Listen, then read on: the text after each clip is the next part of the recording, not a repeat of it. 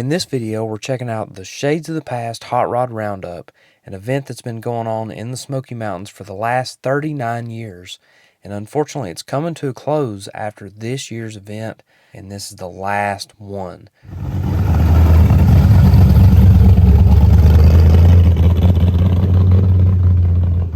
Like usual, I started in the swap meet, and I ran across this 68 Camaro. Now this thing is rusty, it's rough, and they're asking $6,500 for it, which seems like a lot of money, but you can get pretty much any piece for this car to put it back to original, to make a hot rod out of it, to make a drag car out of it. The options are kind of endless on a car like this. The first car that grabbed my attention in the show field was this 36 Dodge, or maybe it's a Plymouth, but this thing, it's the Hulk. This car has been around forever. My dad's got some pictures of it before it was even tubbed or before it had the blower, and this thing has just been on the road for at least 30 years, maybe even closer to 40 years. It's got airbrush work on it. This is your typical pro street car from the 70s or 80s or 90s. This is it right here, and this is one of the things I remember the most about Pigeon Forge. Cars just like this were cruising up and down the strip all day and all night. Now here's a really cool one. This is a Willy's gasser, and it's got some modern details on it like a late model overhead cam V8, but this thing has legitimate drag racing history in Georgia dating back to the 1960s, and I'm planning on doing a full video to feature this car's history. It is awesome. This thing used to run a Ford Camaro engine back in the 60s.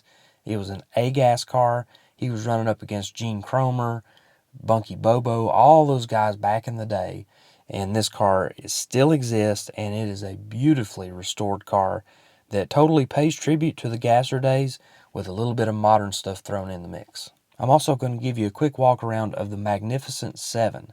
Now this event was really known for its Top 25 award. That has been prestigious amongst the hot rod industry for lots of years, but they've narrowed that down even further. They still do the Top 25, but out of that 25, they choose 7 that are the absolute best. And we're going to look at those right now. Starting with this 33 Ford Roadster, this thing is over the top. This is totally not my style, this over-the-top show car deal, but it is absolutely flawless. Front to back, this thing's got a ton of crazy details. And sitting next to it is another over-the-top build, this time a Ford F100. Now this is not the most popular Ford F100 body style out there, but it made for a really good custom build. You'll see it's got tons of custom body work. It sits really low. It's got a very slick paint job. And then the next one is a Plymouth Roadrunner. Once again, tons of custom details. The body is completely custom on this thing. Underneath is custom. Every piece of this thing is high end, and it's got a slick paint job on it. So very cool piece. You don't see a lot of Roadrunners with this type of pro touring treatment, and it got a lot of attention. Next is a 32 Ford. Now, a 32 Ford 3-window coupe, there's nothing new about that, but this car takes a new spin on it. It's got a giant set of wheels on it, raised wheel wells in the back, custom tail lights, lots of cool body modifications, and of course, it's got a killer stance to go along with it. Now, coming from a guy who's been around painting auto body basically my whole life, there's not many cars that are slicker than this 56 Chevrolet. This thing is black, and it has just flawless bodywork and just unbelievable paint. I mean, you can see the reflection. It is outstanding. Like, I don't know that I've ever seen a car better than this. It's got this cool nickel-plated trim. You can see the wheels match that same finish. It kind of has like a gold hue to it. Just out of this world build quality. Here's another over-the-top build. This is from Big Oak Garage down in Alabama. Now, this car has so many body modifications on it, but it looks like how Chevrolet should have built it in the first place. And they started with a 61 Chevrolet Sport Coupe, also known as a bubble top, and this thing is just killer. It's got a chop top. They reshaped the fenders, the quarter panels, every piece of the body has been touched on this thing. It's one of the coolest looking cars, and there's a 409 under the hood, so that makes it even better. The final car in the Magnificent 7 is this 69 Pontiac Firebird. Now this thing, again, over the top, body modifications, chassis. I mean, it's got everything. And when you look under the hood of this thing, incredible fabrication, incredible creativity to lay all this stuff out. It's got twin turbos. It's got all the right finishes and colors and textures. It's just incredible what they did with this car. Now let's take a quick look at this year's giveaway car. Every year, Alloway's Hot Rod Shop builds a 1932 Ford Roadster, and they give it away. Now, to be eligible to win, you have to enter a car in the show. So there was about 2,100 cars entered, and that means there was a 1 in 2,100 chance of taking this extremely slick 32 Roadster home. As the event came to a close, I couldn't help but be emotional thinking about the fact that I've been spending my whole life going to the Shades of the Past. Now, there have been several years that I've chosen to go to other events during this same weekend, but the Shades of the Past means a lot to me and a lot to my family. My dad went to it before I was even born, and then, of course, when I was born, we made it a point every September to go to this show. And, to see this thing come to an end, it's pretty sad. And, the club members who put this thing on, they had a lot to be proud of. They had a lot of memories. They made a lot of friends. And it was just kind of a surreal moment to see it all wind down here at the very end. After they gave the awards away, there was a nice speech here. And then they gave the car away. And this event came to a close. This is it. When they gave this car away, it was over. There was nothing else left to say. There was nothing else left to do but to tell everybody farewell and to have a safe trip home. And it was kind of an emotional moment there as these cars started to filter out. The people started to filter out. You could hear the chatter and the buzz.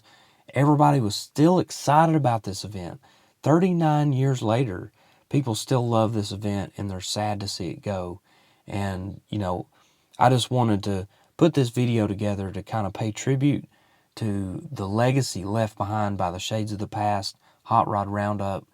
These bunch of guys who put this thing on, they're a bunch of great hot rodders. They do this for the right reasons.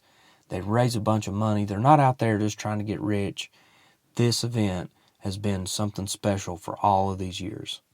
So this is actually the 39th show. Would have been the 40th if it hadn't been for COVID.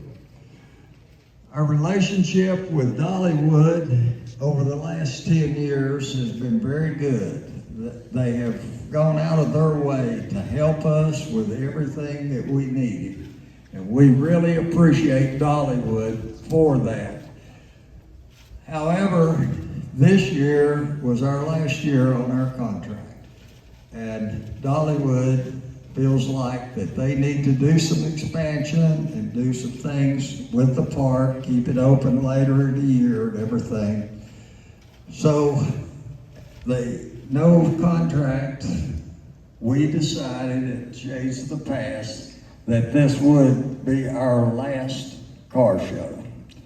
It's a sad day, and I've had a lot of people this week talk to me about it, and they're sad. We have people that have been here every year for 39 years. A lot of them make it their vacation.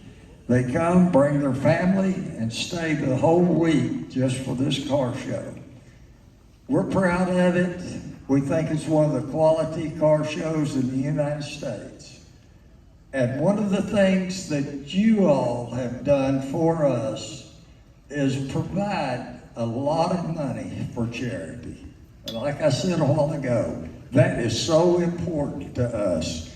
And you all are the ones that did it. We were just the custodians of the money for you all. And I'd just like for everybody to give you, the Street Rodders, a big hand for that.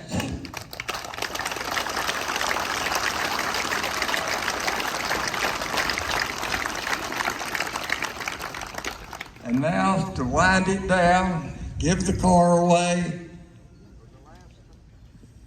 For the last time, we'll make a drawing. Okay. 955. 955. Don't anybody leave, because a lot of times we've had to draw 2 or 3, but it sounds like we've got a winner.